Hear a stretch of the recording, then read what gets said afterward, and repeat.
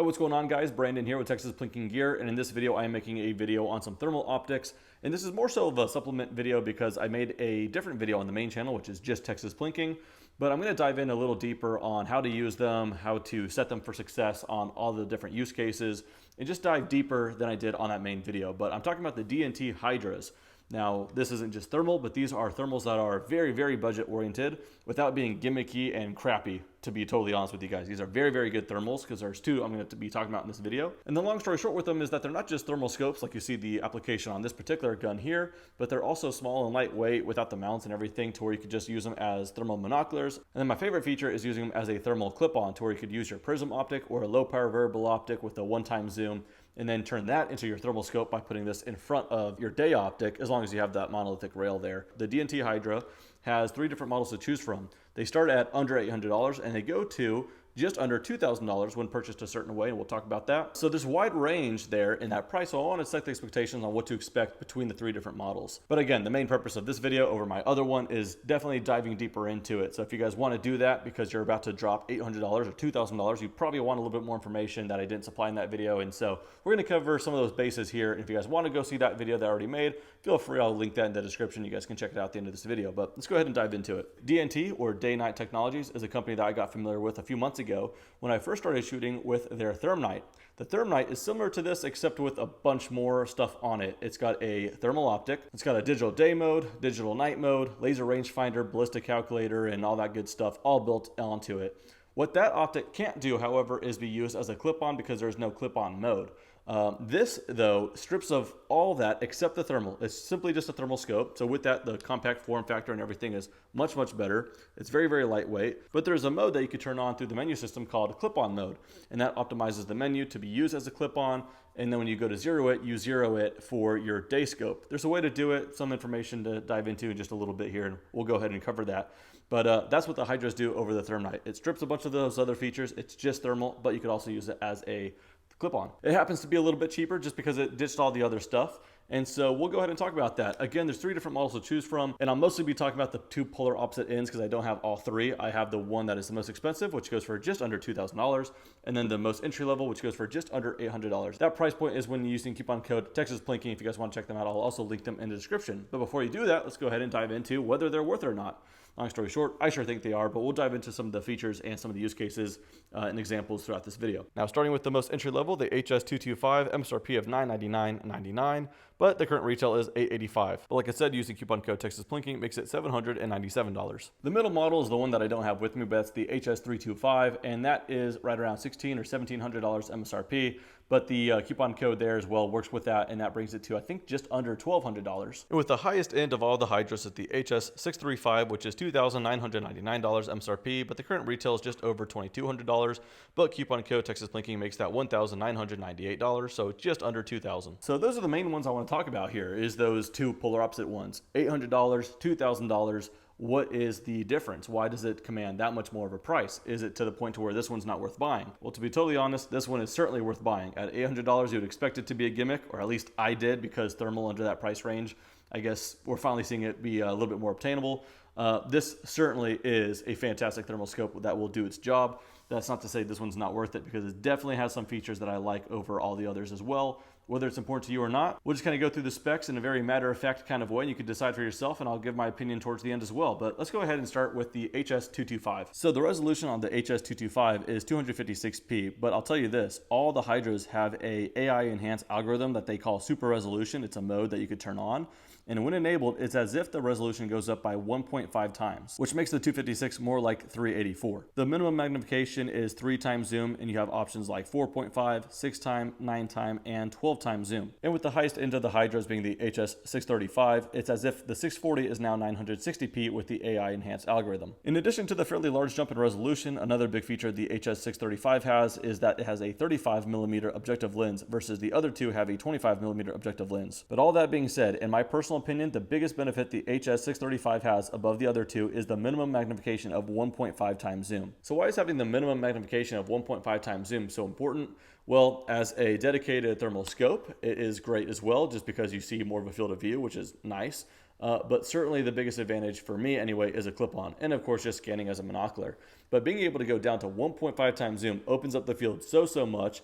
It just has this perception of better quality as well on top of the better resolution. But it just makes it so easy to just scan a field, see a hot spot, and then hone in on that. But again, for all applications, but mostly when you use a clip-on. Now, let's say you're using LPVO at 1 times zoom, having this down to 1.5 times zoom in front of that is just a recipe for success in my opinion. That's when I get the best quality, that's when I get the best use of it, and that really happens at 1.5 times zoom. However, I realized the title of this video is going to be highlighting thermal that's not only under $1,000 but under $800. And this Hydra, the 225, can certainly still be used as a clip-on, but the minimum magnification being 3 times zoom, you're just going to be a little bit more cropped into it. Again, quality is slightly less, but not to the point to where you can't use it. As a thermal scope, this thing works great. You're not gonna have any problems distinguishing between what kind of animal you're seeing under thermal. It is fantastic, and I'll show you guys examples about that as well.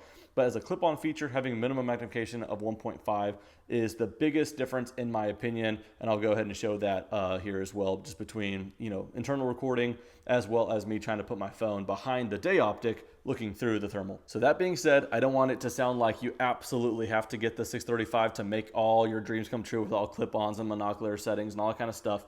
That's not the case, but it is very nice. Think of it as diminishing returns. Is it worth the 2.5 or whatever times more? Yes, but it's not 2.5 times better or 2.5 times more usable. It's just that if you happen to get this model, you won't regret it because of what it does to the field of view and the quality and everything else. But that's not to say that you can't do the job. And if that job is, hunting hogs at night or whatever, whether it's being used as a dedicated thermal scope or as a clip-on, it will certainly do the job. It's just a matter of how much easier it might be to you by having that feature. Now, to save myself from being too redundant, just because I've already made a video on the main channel, to call this a review, we're gonna go ahead and put all the remaining specs here. So feel free to pause it, read all that if you guys so wish. But really what I wanna dive into is actually using these things, turning them on, doing some internal recording there. That way I can kind of show you guys through the menu system. Another thing about that too is they both do have internal recording with no SD card. They have 32 gigabytes internal memory. And that's for all the Hydras. Let's talk about how to use the optic from the outside. The front focus ring right here is for the main focus. The rear focus ring is for your ocular focus, just like with a day scope. On the side here, you have a port for external power, and on the other side, you have got your slot for the included battery. As far as on the top, we have 4 different buttons. We've got our power, zoom, menu, and then recording, and then those buttons can double as up and down and all that kind of stuff as we go into the menu system. So let's go ahead and turn this thing on by holding down the power button and then looking through until we see the DNT logo. And now to get a quick 10-second clip of recording, you go ahead and press the record button just like once really shortly. Or if you want a longer clip, you go ahead and press this down for a little bit more time, right about there, and that should do it. Now, you guys are gonna be seeing what I'm seeing. I have my very tired dog on the ground here, and I focus it for him through, again, this ring right here. There we go. And as you can see, we're at 1.5 times zoom. Now, the reason I have this internal recording going on right now, though, so you guys can see real time what's going on. So as far as the menu system, we hold the middle button here, and clip-on feature is turned off, but I just happen to have no reticle because that's what I chose. But let's go ahead and go through this. Now, we're going to talk about clip-ons towards the end here, so let's cycle through. This recording button now acts as a down button. So here we have our connection, so we could go ahead and press the middle button to enable that. Wi-Fi is on. And then that is just the name of the device with the password. You do this to connect to the Wi-Fi, and DNT also has an app. And then through the app, you can see what the scope is seeing real time. So let's say you're hunting and you want your friend to see what you're seeing. They can hold your phone and see what you're seeing real time and live stream it pretty much. The other thing though is, let's say you have clips on here that you want to export. Go ahead and sync up your phone and then go ahead and export it from the app. And all the quality of the image is retained doing it that way without connecting anything. So that's pretty cool. Beneath that, we have our reticle zeroing, and I'm actually going to come back to that just because we don't have the reticle yet. But let's go ahead and dive into the reticles. Reticles right now, I turned it off or hide. There's 8 different ones to talk about. The first one here is a first focal plane, meaning when I zoom in, the reticle is going to enlarge to keep all the relativity of the mils the same. And this one is the mil reticle. Underneath that, we have another first focal plane, but this one's an MOA. And then the rest of them are second focal plane, meaning they will stay still because there are no numbers, no mils, no MOA, no nothing like that. So you can just choose a shape that you like. And that's mostly true for if you're shooting within a range like 100 yards and there's going to be no drop to worry about, which is most of the time when we're talking about predator hunting at night.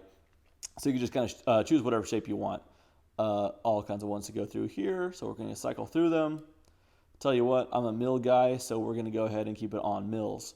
Past that, we have different colors as well. Red is pretty standard, especially on the mode we have with white hot, but we have green, we've got yellow, we've got black, we've got white. I'm going to go back to red. Now underneath that, we have got the setting to where you could kind of crop into that with some more digital zoom and have it alongside your minimum as well.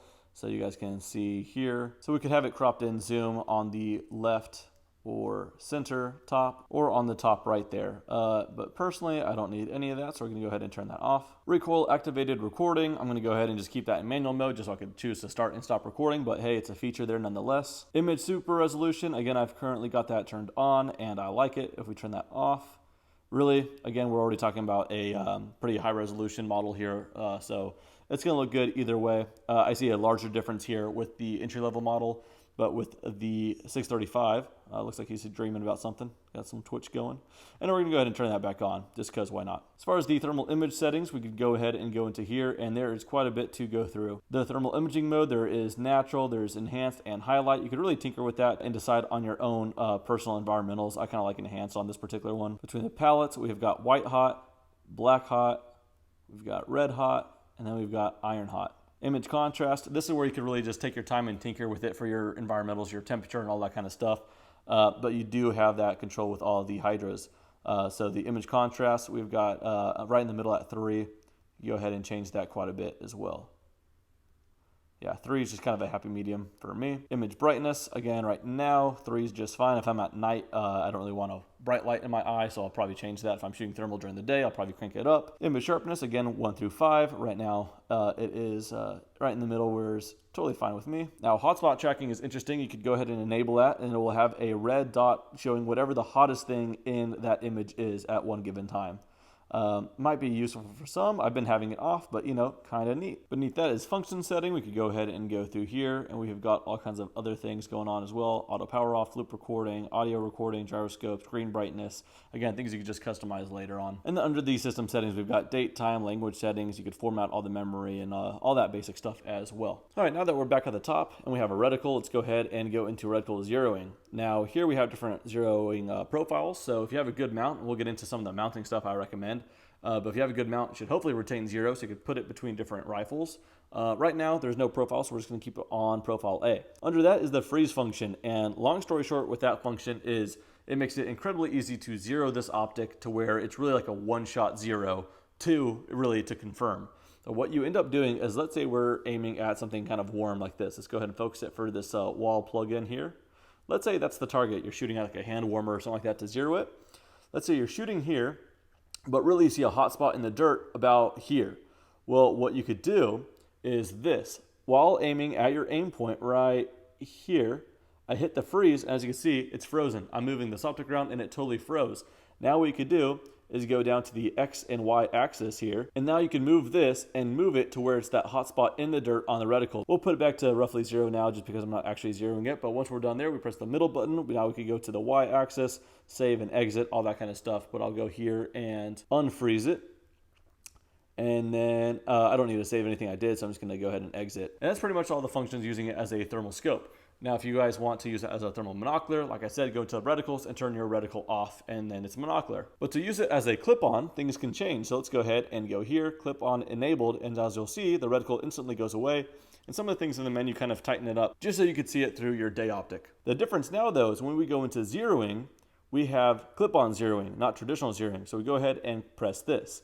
Now, the difference here, though, is going to be harder to explain just because I can't record. Even though I have internal recording here, I can't record through with a reticle.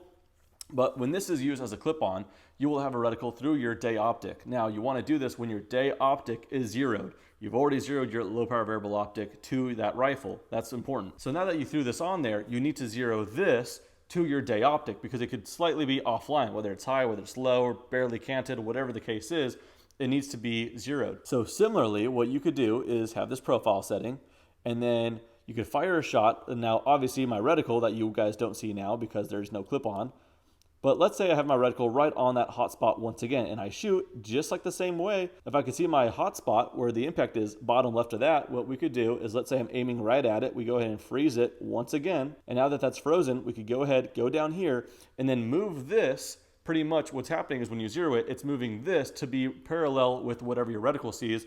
So really, you're moving it to where it's centered with the reticle is where that hot spot is. And when you're done, you go ahead and just release it, and then there you are. and you should be zeroed in one shot. Now, talking about some recommendations and just overall things I learned using these as clip-ons, some do's and don'ts. A lot of people asked me in that other video, can you use it with a higher magnified optic? Let's say it's like a 4-16 or 5-25.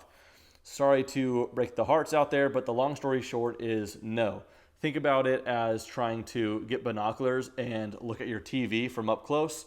That's kind of what you're gonna see. It's too distorted. You're optically zooming into a digital screen way too much, so it's just not gonna work out. You really want a very, very low power, like a prism or a LPVO.